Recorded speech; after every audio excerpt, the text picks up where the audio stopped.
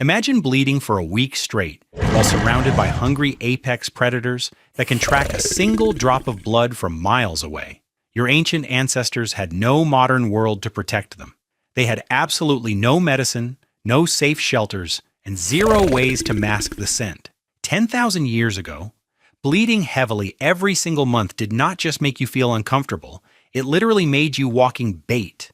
So, what did women actually do for 300,000 years when they bled every single month? How did they survive 40 years of endless menstrual cycles in the middle of the Ice Age or the scorching African savanna?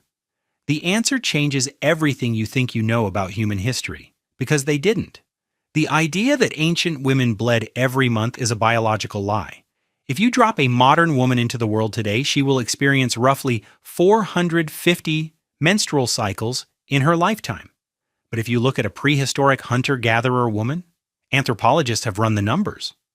An ancient woman likely experienced only about 50 periods in her entire life, sometimes even fewer. Why? Because for most of human history, there was no birth control. There was no baby formula. From the moment an ancient woman hit puberty, she spent her peak reproductive years either pregnant or breastfeeding. And constant, high-intensity breastfeeding triggers a survival mechanism in the human body called lactational amenorrhea. It completely shuts down ovulation. It stops the bleeding. For the ancient woman, blood was not a monthly chore. It was a rarity.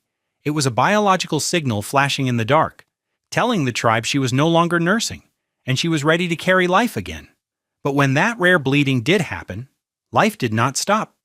You could not call in sick to a mammoth hunt. You still had to gather roots. You still had to survive. So, women engineered solutions using the ground beneath their feet. Look at the harsh, scorching deserts of Rajasthan in India. Heat changes the rules of survival. A thick cloth pad soaked in blood will not dry in that environment. It breeds infection. So, ancient women there engineered a brilliant microclimate solution. They sewed garments with tiny hidden pockets and scooped the desert sand directly into them. The sand absorbed the moisture perfectly. When it was full, they emptied it, washed the pocket, and refilled it. On the coast of the Mediterranean, Greek women dove into the ocean. They harvested natural sea sponges from the seafloor, trimmed them to size, and used them as internal tampons. They rinsed them in seawater and reused them for years.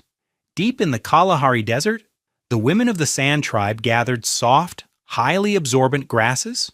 They folded them, tucked them away, and kept moving. They did not complain. They did not hide. They simply adapted.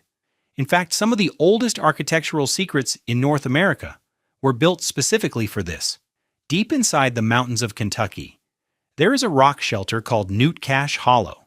4,000 years ago, indigenous women created a hidden sanctuary there. Archaeologists excavating the cave found caches of soft plant fibers, carved shell spoons, and specific medicinal herbs meant to ease cramping. Thousands of miles away in Washington state, archaeologists found the exact same thing on Kalispell land, a site called Flying Goose. These weren't prisons. These were private retreats, quiet spaces stocked with medicine, built by women, for women, hidden inside the mountains themselves. For tens of thousands of years, menstruation was just biology. But then humans invented agriculture. We built cities, we built empires. Men began writing the laws, and suddenly, the blood became a threat. When a biology cannot be explained, it becomes feared. Nobody in the ancient world knew what an unfertilized egg was. They only saw blood. And blood that flowed without a wound was terrifying. In Rome, this fear was written into law. The Roman scholar Pliny the Elder was the most respected scientific mind of his era. His encyclopedia, Natural History, was the gold standard of Roman science, and in it, he wrote some of the most insane things ever recorded about the human body. Pliny wrote in complete seriousness that a menstruating woman was a weapon of mass destruction. He claimed that if she touched a sharpened sword, the blade would instantly dull. He wrote that if she walked past a vineyard, the grapes would rot on the vine. He swore that her mere presence could turn wine sour, rust bronze, and kill an entire swarm of bees on the spot. None of it was true. It was absolute garbage. But the empire believed it. They treated it as established medical fact for centuries. And Rome was not alone. In Nepal, This exact fear birthed a tradition called chaupadi, a belief that a menstruating woman would anger the gods and bring bad luck to the village. So they banished her. Women were forced out of their homes and made to sleep in tiny, freezing, unventilated mud huts with the livestock until the bleeding stopped. Women froze to death. They died of smoke inhalation. The Supreme Court of Nepal banned the practice in 2005, but the fear is so deep the tradition still happens today. The book of Leviticus in the Hebrew Bible designated menstruating women as ritually impure. Anything they sat on, anything they touched, was unclean. But this fear was not universal. It was a choice. Anthropologist Alma Gottlieb spent years living with the Rungus people in the rainforests of Borneo. She watched how they handled it. There was no fear. There were no isolation huts. The Rungus women simply sat over the slatted bamboo floors of their elevated longhouses and let the blood fall freely to the forest floor below. The pigs cleaned it up. Life went on. No shame. No Pliny the Elder telling them they were cursing the crops. So how did we get from ancient grass and Roman paranoia to the plastic-wrapped box under your sink? The answer is capitalism, war, and stolen genius. Before the First World War, disposable pads did not exist. Women were still using rags, literally. They cut up old linen, layered it, pinned it to their underwear, washed it by hand in cold water, and hung it on a clothesline for everyone to see. This is exactly where the phrase "on the rag" comes from. It wasn't an insult, it was a household chore. In 1896, Johnson & Johnson tried to sell the first disposable pad. They called it Lister's Towels. It was a spectacular failure. Women were too mortified to walk into a pharmacy and ask a male clerk for a menstrual product by name. It took a global bloodbath to change the market. During World War I, the Kimberly-Clark Company invented a material called cellucotton. It was made of wood pulp. It was 5 times more absorbent than regular cotton and dirt cheap. They shipped millions of miles of it to the trenches in Europe to bandage the blown-apart bodies of soldiers.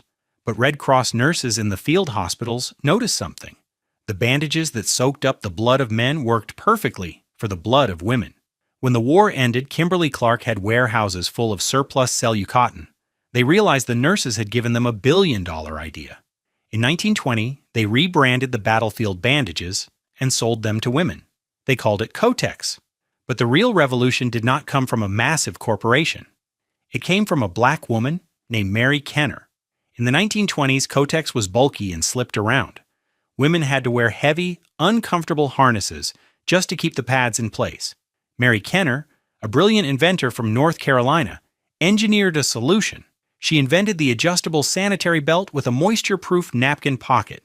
It was secure, elegant, and decades ahead of its time.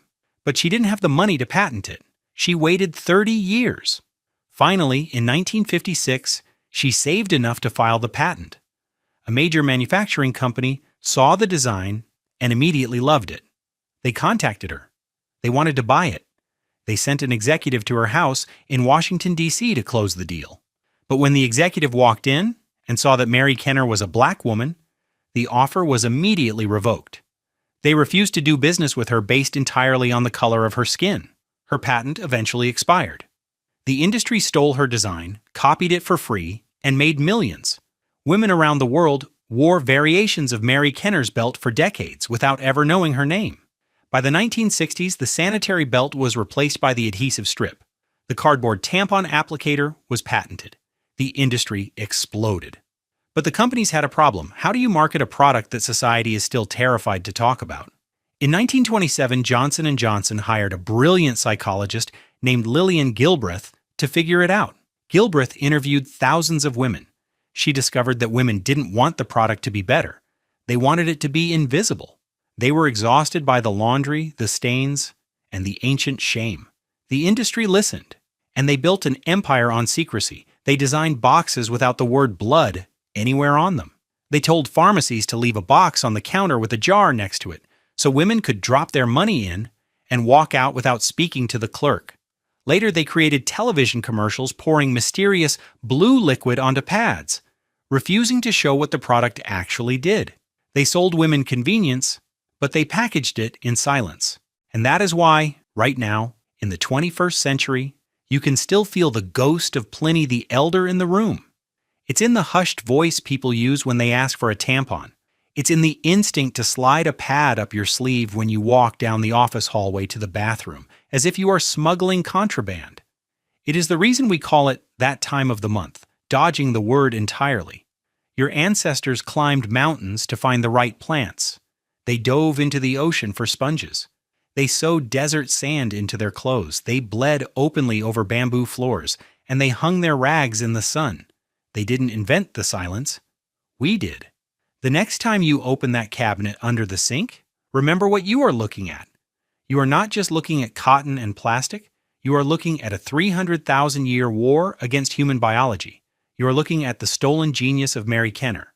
And you are looking at the only era in human history that decided a biology shared by half the planet was something that needed to be hidden.